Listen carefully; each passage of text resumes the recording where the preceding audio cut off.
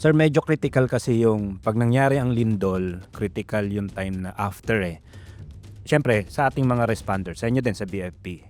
So, merong mga na-trap, pero merong mga nasa labas. Ano ang inuunang pina-priority natin na una munang i-save or yung mga naipit pa or itong mga nandirito na pwede pang maapektuhan just in case na may mga aftershocks? Yes sir, no? So tandaan din natin yung sa survival technique natin, no, yung rule of threes. Yes. No, yung napag-usapan na rin natin, no, yung situation kasi pag sa kawalan ng oxygen ng 3 minuto ay talagang delikado na po ang tao. No, sa absence of oxygen ay pwede tayong masawi na agad, no.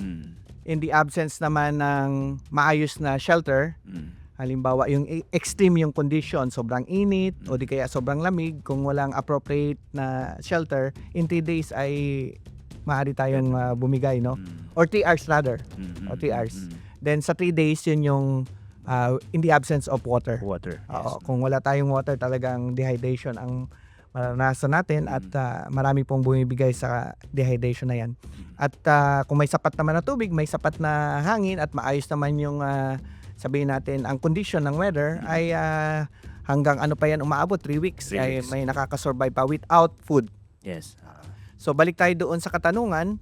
So syempre ang responder palagi yan sir, iligtas muna ang sarili para makatulong Tulong pa. pa sa iba. So hindi maging biktima. Yes. Pero kung talagang hindi maiwasan, i-consider natin sa biktima, sa victim, pero meron tayong mga contingency plan naman sa bawat station po, may mga contingency plan tayo. Kung sino ang mga nearest personnel, fire station within the area ang immediately na tutulong, no?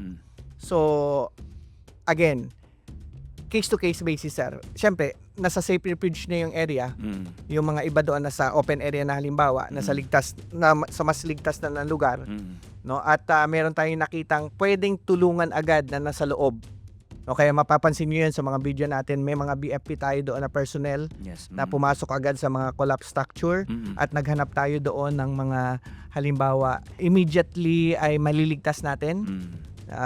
Pero maraming nakita nga looters pa sa loob. Yes. No? So marami pang pumunta doon na mga other hindi part ng structure na naglooting doon.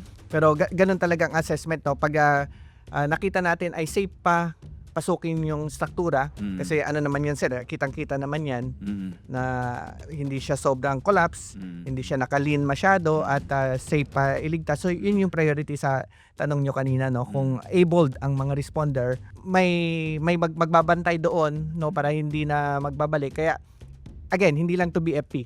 Yes. Kaya talagang interagency ang approach dito. Talagang whole of the nation approach nga Sir Ben, dahil andyan yung kapulisan para sa law and order. Andyan yung ating mga armed forces of the Philippines para sa search, rescue and retrieval, no, katuwang ang inyong BFP diyan at other agencies such as Coast Guard. Andyan pa yung namamahala or serve as secretariat ang ating Office of the Civil Defense. At lalong-lalo na po yung ating bawat LGU na may respective DRRMO and private partners po, no, tulad ng UNTB na rescue din at saka yung other mga non-government organization, Red Cross and among others.